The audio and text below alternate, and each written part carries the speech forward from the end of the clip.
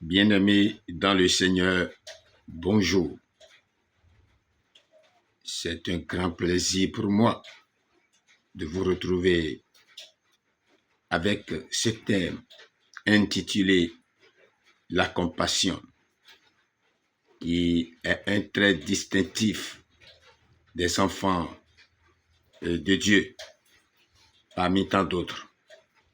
Si vous avez la vraie repentance et vous avez reçu l'Esprit Saint, elle doit se manifester automatiquement en vous.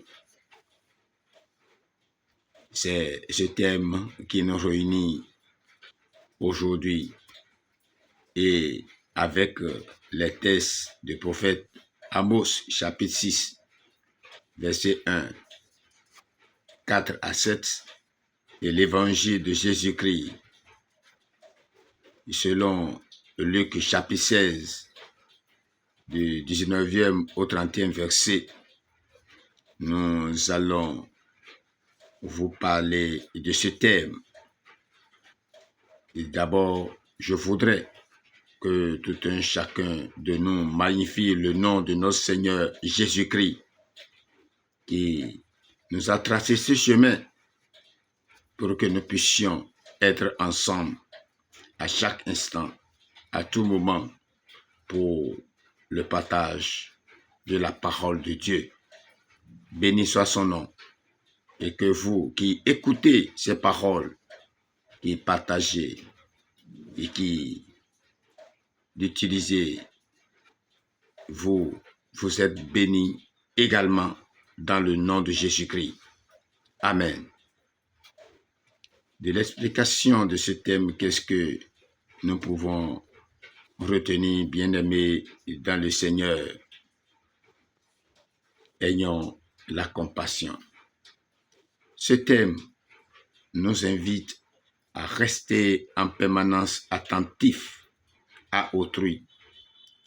Et pour qu'il en soit ainsi, nous devons ouvrir nos cœurs à la compassion. Disons-nous que nous pouvions être à la place des autres. Encore que tous, nous partirons un jour, comme le disait Job. Je cite, « Je suis sorti nu du sein de ma mère, et nu, je retournerai dans le sein de la terre. » Job, chapitre 1, verset 21. Cette raison amène l'apôtre Paul à recommander aux riches du présent siècle à ne pas être orgueilleux et à ne remettre leur espérance dans des richesses incertaines, mais à les remettre à Dieu, qui nous donne avec abondance toutes choses pour que nous en jouissions. Il leur recommande de faire du bien, d'être riche en bonnes œuvres, d'avoir de la libéralité, de la générosité. 1 Timothée chapitre 6, versets 17 et 18. Remettre les richesses à Dieu voudra dire qu'il faut en jouir selon sa volonté, d'après les versets suivants. La parole de l'Éternel dans la bouche du prophète Ésaïe au chapitre 58, verset 7 à 8 nous dit « Partage ton pain avec celui qui a faim et fais entrer dans ta maison les malheureux sans asile. Si tu vois un homme nu, couvre-le et ne te détourne pas de ton semblable. Alors ta lumière poindra comme de l'aurore et ta guérison germera promptement. Ta justice marchera devant toi et la gloire de l'Éternel t'accompagnera. » N'oublie pas l'hospitalité, car en l'exerçant, quelques-uns ont logé des anges sans le savoir. Hébreux chapitre 13, verset 2. L'homme dont le regard est bienveillant sera béni, parce qu'il donne de son pain aux pauvres. Proverbe chapitre 22, verset 9. Donne conseil, fais justice, couvre-nous en plein midi de ton ombre, comme de la nuit. Cache du moins ceux que l'on poursuit. Ne trahis pas le fugitif. Ésaïe chapitre 16, verset 3. Si quelqu'un possède les biens du monde et que, voyant son frère dans le besoin, il lui ferme ses entrailles, comment l'amour de Dieu demeure-t-il en lui? 1 Jean chapitre 3, verset 17. Pourvoyez aux besoins des saints, exercez l'hospitalité. Romains chapitre 12, verset 13. Voilà les quelques versets que nous pouvons donner afin d'utiliser tout ce que Dieu a mis à votre disposition comme bien pour servir. Voilà ce qu'il vous faut. Et nous allons maintenant pénétrer les commentaires dans le livre du prophète Amos, chapitre 6, verset 1, 4 à 7. Nous avons ceci pour vous. Précédemment, l'Éternel avait mis le doigt sur la dureté de cœur, la hauteur, l'égoïsme et l'amour des aises de son peuple égaré. 1 Corinthiens chapitre 10, verset 24, 1 Jean chapitre 3, 17. Leur intelligence s'exerçait en vue de leur propre agrément. Verset 5 de ce chapitre du livre d'Amos. État de choses qui parle aussi à notre conscience. N'est-il pas malhonnête d'employer à notre usage tout ce que le Seigneur nous a confié pour son service, sans compter que le chemin de nos convoitises nous conduit spirituellement parlant à la servitude de l'ennemi. Verset 7.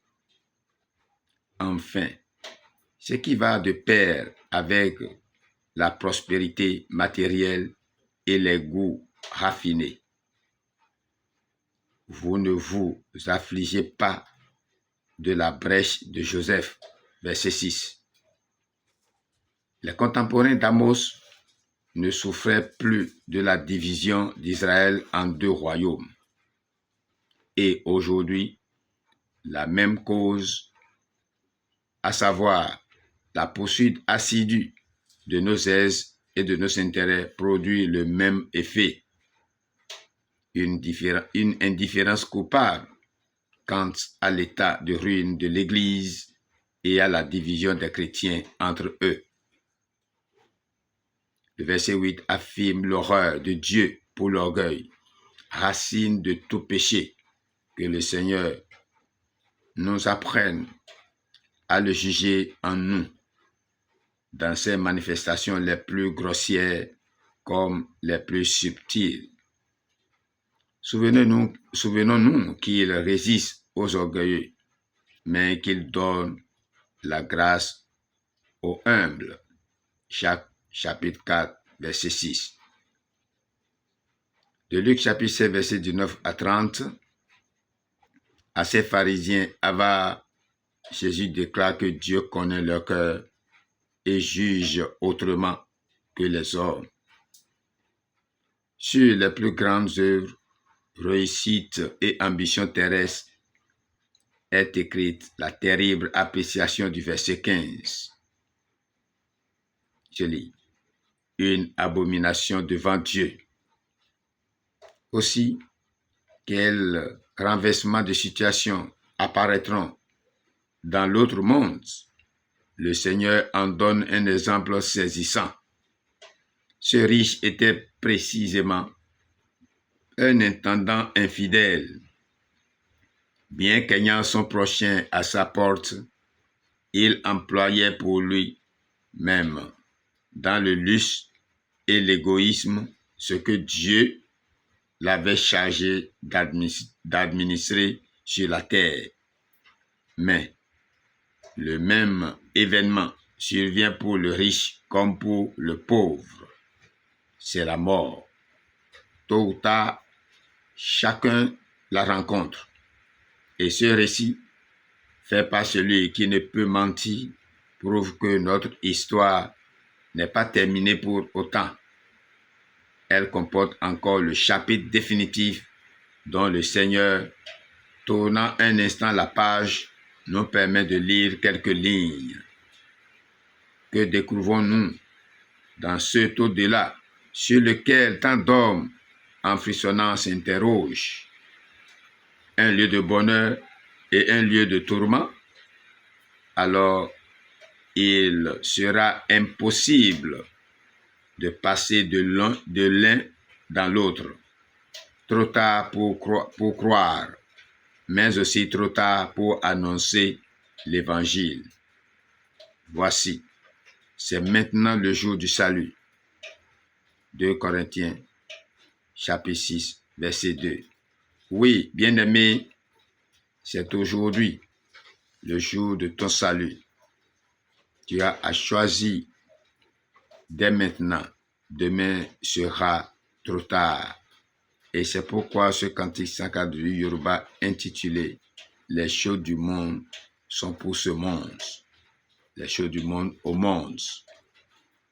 Les choses terrestres doivent être très intéressantes pour vous. C'est très important.